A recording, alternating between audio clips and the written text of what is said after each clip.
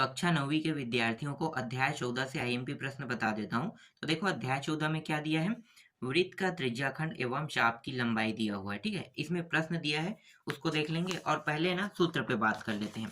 तो चलो मैं पहले आपको सूत्र बता देता हूँ, ठीक है। तो वृत्त के क्या क्या हो सकता है वृत्त के सूत्र में? देखो एक तो होता है परिधि। कैसे बना है सूत्र मैं बताता हूँ। आप एक सबसे पहले ना आपको क्या करना है, एक वृत्त का निर्माण करना है। सूत्र इसी वृत्त से बना है और किसी चीज से बना नहीं है, ठीक है। मैं एक गोल इस तरह से बना देता हूँ, ठीक है। ये वृत्त है, मान लो। वृत्त की ये गोल जो आवृत्ति है ना, ये आपको दिखाई दे रहा है, इसे हम कहते हैं परिधि कहते हैं। क्या कहते हैं? परिधि कहते हैं। और परिधि, और आप लोगों को पता होगा, अगर मैं इसे दो हिस्सों में बांट दूं मान लो, तो ये एक सरल रेखा है। इस सरल रेखा का मान कितना होता है? 180 अंश, ठीक है। 180 अंश। तो 180 अंश ऊपर ये वाला जो हिस्सा है ये भी 180 अंश का है और नीचे वाला भी 180 है। दोनों को मिला के कितना हो गया? 360 हो गया ना। चांदे जैसा दिखाई दे रहा है। ये अर्ध चंद्रा, मतलब अर्ध चांदा है और ये भी अर्ध चांदा है। दो चांदे को अगर मिला दोगे तो दोनों चांदे का अंश में मान कितना होगा? 360। तो ये हो जाएगा 360 अंश। दोनों को मिलाकर बन गया 360। तो इसे हम किससे दर्शाएंगे? पाई से, ठीक है। पाई कितने को? ये जो 180 है इसे हम पाई बोलते हैं। तो पाई हो गया। अब एक पाई और एक पाई कितना हो गया? 2 पाई हो जाएगा। तो 2 पाई, और इसमें यहां से यहां की दूरी कितनी होती है? त्रिज्या ना, आर से दर्शाते हैं, तो ये आर। इस तरह से मिला के ना सूत्र का निर्माण हुआ है परिधि का। परिधि का निर्माण समझ में आ गया। एक पाई 2 पाई हो गया। और ये केंद्र बिंदु है, केंद्र बिंदु से त्रिज्या हम हमेशा वृत्त का निकालते हैं। तो वृत्त की त्रिज्या को हमें क्या करना होता है? इसके साथ ऐड करना होता है। तो 2 पाई आर इस तरह से बना है। अब ये क्या हो गया? ये तो परिधि का सूत्र है, ठीक है। अब क्षेत्रफल का सूत्र निकाल लेते हैं। तो क्षेत्रफल का सूत्र क्या होता है? क्षेत्रफल अंदर वाले भाग को बोलते हैं ना। तो क्षेत्रफल बराबर क्या होगा? पाई आर स्क्वायर, ठीक है। पाई आर स्क्वायर। तो पाई, देखो क्षेत्रफल में क्या करते हैं, ये जो एक आपको दिखाई दे रहा है ना, ये पाई जो है एक पाई को यूज करते हैं। और एक पाई के साथ क्या करेंगे, क्योंकि ये भी पाई है ये भी पाई है, तो दोनों को एक साथ पाई हम नहीं लिख सकते, तो एक पाई को उपयोग करेंगे। एक पाई जैसे क्षेत्रफल निकालते हो ना, मान लो ये क्या है? वर्ग है या आयत मान लो, ठीक है। आयत चलो समझो इसे। तो ये ए और बी, तो इन दोनों का ही गुणा करेंगे ना, क्षेत्रफल निकालेंगे। तो ये इनका इनका भी करते हैं क्या? नहीं करते हैं। या तो हम इन दोनों को गुणा करें या तो हम इन दोनों को गुणा करें, लंबाई और चौड़ाई का। ऐसे ही करते हैं। तो इसी तरह से यहाँ पे दो हिस्से, एक हिस्से को लेंगे, यहाँ पे पाई हो गया। और आर, देखो एक हिस्सा ये है और एक हिस्सा इसका है, तो दोनों के लिए आर का उपयोग करेंगे, तो आर का स्क्वायर कर देंगे। तो क्षेत्रफल का सूत्र निकल गया इस तरह से, ठीक है। ये इंपॉर्टेंट जानकारी है। अगर मैं बेलन का बनाऊं तो चलो बेलन वाले टॉपिक के समय मैं आपको समझाऊंगा। देखते हैं आप यहाँ पे, देखो पहला प्रश्न। अब आपको समझ में आ जाएगा सारा प्रश्न। देखो एक वृत्त का व्यास 14 सेंटीमीटर और वृत्त की परिधि कितना है? वृत्त की परिधि एवं क्षेत्रफल ज्ञात करने कह रहा है, ठीक है। लेकिन यहाँ पे दिया व्यास, तो व्यास क्या होता है? त्रिज्या का आधा। तो ये 14 दिया है, इसका मतलब ये है, यहाँ पे समझो ये 14 है, ठीक है। यहाँ से यहाँ की दूरी 14। तो त्रिज्या जो है, एक और दो, दो हिस्सों को मिलाकर क्या बनता है? व्यास बनता है। तो त्रिज्या क्या होगा भाई? व्यास का आधा होगा ना। तो यहाँ पे 14 है, इसलिए अगर आर निकालेंगे तो ये कितना हो जाएगा? 7 हो जाएगा। तो आर का मान 7 आ गया। अब परिधि कह रहे हैं, तो 2 पाई आर, सूत्र अभी मैंने बताया ना, बस इस सूत्र में मान रख दो।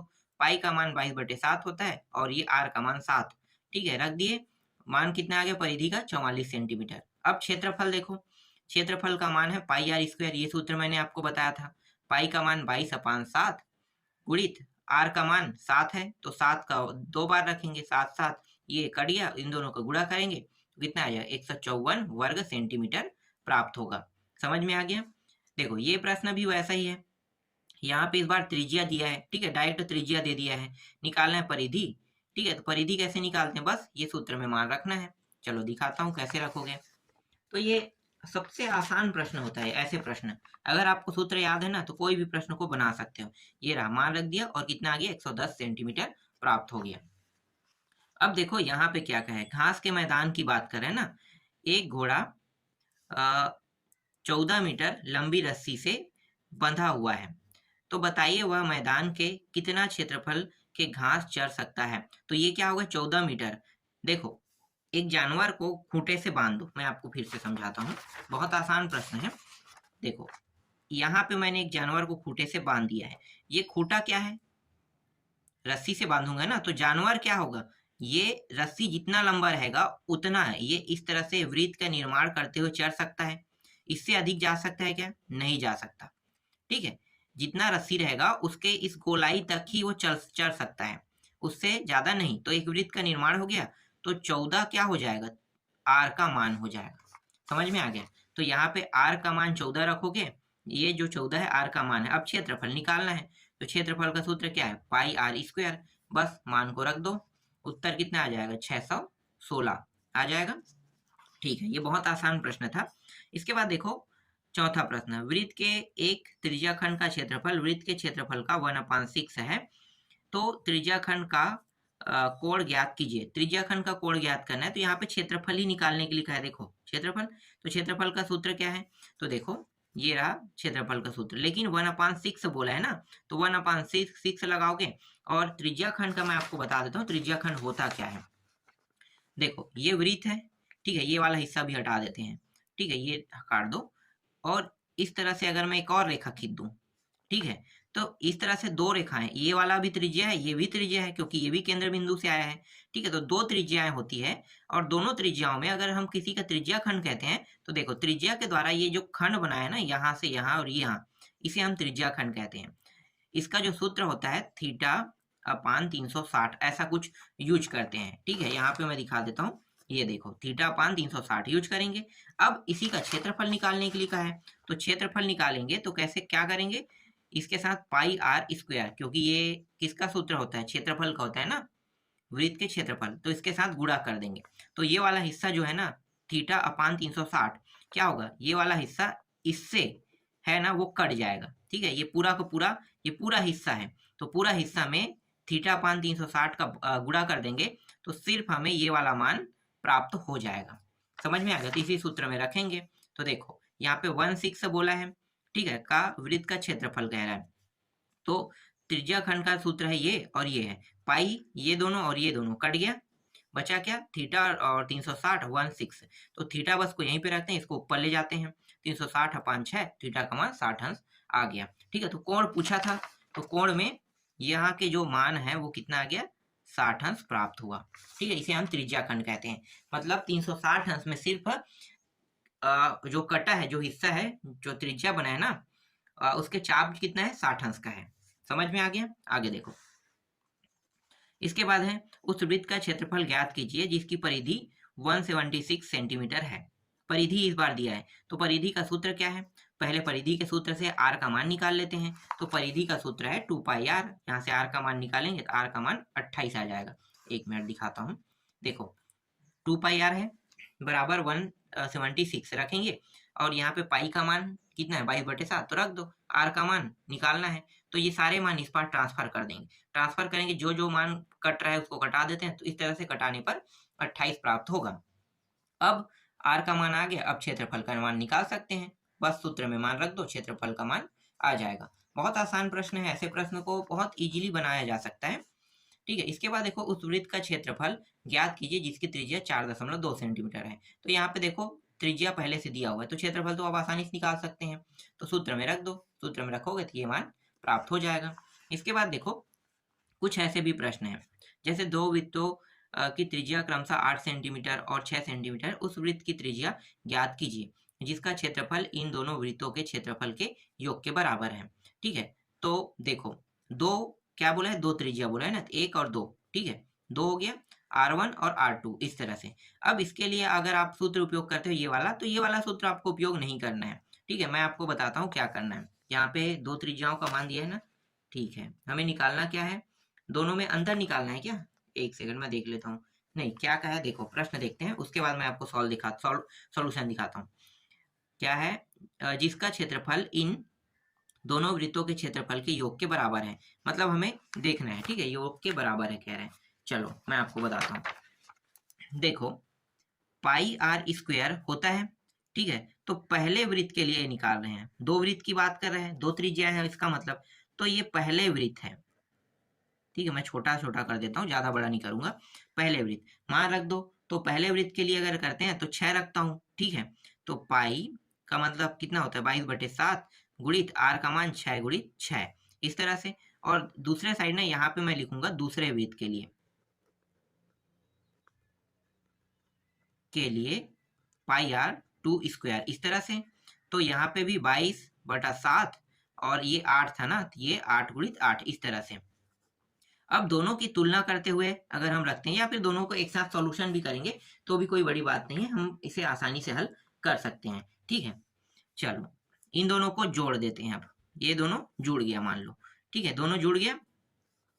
अब एक और क्या करेंगे, हमें निकालना है दोनों बराबर है क्या, तो यहाँ पे पाई और आर स्क्वायर इस तरह से रखेंगे, ठीक है, ये 1 था ये 2 था, इन दोनों को जोड़ दिए, ठीक है। समझना है ना मैं क्या बताना चाह रहा हूँ। देखो मेन फैक्टर क्या है कि पहले वृत्त और दूसरे वृत्त दोनों का निकालते हैं तो ये दोनों प्राप्त हुआ, ठीक है, इन दोनों का मान। अब क्या करेंगे, इन दोनों के मान को जोड़ दिया, समझो जोड़ देते हैं। तो इसकी जो तुलना है हम पाई आर स्क्वायर से करेंगे क्षेत्रफल से, तो इसका मान होता है 22/7 और ये आर का वर्ग ये रहेगा, ठीक है। तो यहाँ पे उभयनिष्ठ दोनों में से क्या निकल गया, 22/7 निकल जाएगा, और यहाँ पे 6 का वर्ग प्लस 8 का वर्ग यही बचेगा, 6 का वर्ग और 8 का वर्ग बचेगा। तो देखो ये और ये बराबर के इस साइड और इस साइड है तो कट गया, यहाँ पे आर का वर्ग, इन दोनों को जोड़ दो तो ये कितना हो जाएगा 36 और ये 64, दोनों को जोड़ेंगे तो 100 हो गया ना, तो 100 आ गया। ये आर का वर्ग है, इसको भी वर्ग बना लेते हैं, 10 का वर्ग होगा, वर्ग और वर्ग कट गया, आर का मान कितना आया 10 आया, यही क्या है इसका आंसर है, ठीक है। ये इजी स्टेप है जो मैं आपको बता रहा हूँ, इसमें जो स्टेप दिया रहता है ना ये थोड़ा सा टफ रहता है, जैसे कि यहाँ पे देखो इन्होंने भी वही किया है, जोड़ दिया है, जोड़ने के बाद इस तरह से लास्ट में मान रख दिया है, ठीक है। तो मैंने क्या किया, डायरेक्ट इसको अलग अलग करके दोनों को एक साथ सॉल्यूशन कर दिया है। इसके बाद देखो दूसरा प्रश्न, ये वाला, यहाँ पे क्या क्या है, एक साइकिल के पहिए की त्रिज्या 35 सेंटीमीटर, 500 पूरे चक्कर लगाने में यह कितनी दूरी तय करेगी, ठीक है। तो त्रिज्या यहाँ पे 35 दिया और 500 पूरे चक्कर लगाने पर, इसका मतलब क्या है कि ये 500 चक्कर लगा रहे हैं, ठीक है। तो परिधि, चक्कर लगाना मतलब परिधि पर घूमना, ठीक है। तो 500 के साथ गुणा कर देंगे परिधि का। तो देखो जैसे कि यहाँ पे 500 चक्कर लगा रहे हैं, एक चक्कर के लिए 2 पाई आर है, तो 500 चक्कर के लिए मतलब एक परिधि में 500 बार चक्कर लगा रहे हैं, तो 500 के साथ 2 पाई आर का गुणा कर देंगे तो ये मान प्राप्त होगा। पाई का मान 22/7 और आर का मान 35 दिया है, रख दोगे, हल करते जाओगे तो अंत में यहाँ पे कितना आ जाएगा 1100 मीटर, इतने मीटर वो चक्कर लगाने पे घूमा है, कह रहा है, ठीक है, समझ में आ गया। चलो आगे देखते हैं। इसके बाद देखो यहाँ पे है तीसरा प्रश्न, एक वृत्त की त्रिज्या 3 मीटर है, दूसरे वृत्त की त्रिज्या क्या होगी जिसका क्षेत्रफल पहले वृत्त के क्षेत्रफल से 9 गुना है, ठीक है। तो क्या होगा, तो देखो दो त्रिज्याओं की बात कर रहे हैं क्या, एक सेकेंड, क्या बोल रहे हैं, एक वृत्त की त्रिज्या 9 मीटर और दूसरे वृत्त की त्रिज्या क्या होगी कह रहे हैं, मतलब दो वृत्त का जिक्र किया है। तो चलो पहले वृत्त का निकाल लेते हैं क्षेत्रफल। तो देखो पहले वृत्त का क्षेत्रफल यहाँ पे आ जाएगा 9 पाई, इस तरह से हल करेंगे तो, ठीक है। पाई का मान 22/7 इसलिए नहीं रखा है क्योंकि दो वृत्त है तो ये कट जाएगा कि कहीं ना कहीं जाके, अगर 22/7 रखोगे तो भी वो कट जाएगा, ठीक है। चलो अब दूसरा वृत्त के लिए देखते हैं। तो देखो पाई आर स्क्वायर, अब दोनों की तुलना कर दिए, तो देखो पाई ये पाई कट जाएगा, बचा क्या 9 9 9 9 नहीं है 81 81 हो जाएगा, तो आर का मान कितना हो जाएगा 9 प्राप्त होगा। देखो यहाँ पे तो आर का मान 9 प्राप्त हो गया, तो दूसरे जो वृत्त की त्रिज्या है वो 9 हो गया, तो कट गया ना जो पाई है वो, इसीलिए पाई को वैसा ही रख दिया था, ठीक है। आगे देखो, उस त्रिज्याखंड के चाप की लंबाई और क्षेत्रफल ज्ञात कीजिए जो उस वृत्त के केंद्र पर 70 अंश का कोण बनाता है और उसकी त्रिज्या 21 सेंटीमीटर है। तो वही थीटा वाला जो मान है ना मैं बताया था ये वाला, ठीक है। तो पाई ये परिधि के तहत है, तो परिधि है 2 पाई आर, इस तरह से यहाँ पे मान बस रखते जाओ। इसके बाद क्षेत्रफल त्रिज्याखंड का निकालोगे तो फिर आपको रखना है क्षेत्रफल वाले सूत्र में, तो गुणा कर दोगे क्षेत्रफल के साथ तो इस तरह से प्राप्त हो जाएगा। देखो ये रहा, इन्होंने निकाला है सेम टू सेम वैसा ही है, ठीक है। चलो आगे देखते हैं। इसके बाद देखो ये वाला प्रश्न, पांचवा प्रश्न, इसमें क्या क्या है, क्षेत्रफल है और केंद्र में 50 है, मतलब यहाँ पे मान दिया हुआ है। तो क्या निकाला, त्रिज्या खंड ज्ञात करना है, मतलब त्रिज्या ज्ञात करना है कह रहा है। ठीक है, तो देखो ये सूत्र बस आपको याद रखना है। और अगर क्षेत्रफल कहेगा तो क्षेत्रफल के साथ गुणा करोगे, परिधि कहेगा तो परिधि के साथ गुणा करोगे। ठीक है, तो क्षेत्रफल के साथ यहाँ पे गुणा किया है और इसका जो कुछ हिस्सा है, थोड़ा सा हिस्सा, वो यहाँ पे है। ठीक है, यहाँ से यहाँ तक के हल बस कर रहे हैं और कुछ नहीं कर रहे हैं। आर का मान यहाँ पे आसानी से आ गया है। इसके बाद देखो छठवां प्रश्न और ये अंतिम प्रश्न है। एक 21 सेंटीमीटर त्रिज्या वाले वृत्त का एक त्रिज्याखंड काटा है। ठीक है, यहाँ पे फिर केंद्र में क्या कह रहा है, 120 अंश का कोण अंतरित है। त्रिज्या के चाप की लंबाई तथा क्षेत्रफल, मतलब दो चीज निकालना है। ठीक है, दोनों को देखते हैं हम। चाप की लंबाई, तो देखो ये सूत्र है। ठीक है, आर और ये थीटा का मान है। अब त्रिज्याखंड के चाप की लंबाई मतलब 2 पाई आर के साथ गुणा करना। परिधि वाला जो हम कहते हैं ना, परिधि के साथ गुणा करते हैं, कब करते हैं, जब लंबाई कहता है। तो चाप की लंबाई कहेगा तो इस तरह से निकालना है और यहाँ पे 44 सेंटीमीटर आ गया। अब क्षेत्रफल कह रहा है तो क्षेत्रफल के साथ गुणा कर दो। ठीक है, दो ही तो सूत्र है ना, एक परिधि और एक क्षेत्रफल का, वृत्त का। और कुछ सूत्र है क्या, नहीं है। तो बस वही दोनों सूत्र के साथ हर मान निकाला जा सकता है। तो इस तरह से ये अध्याय भी कंप्लीट हो गया।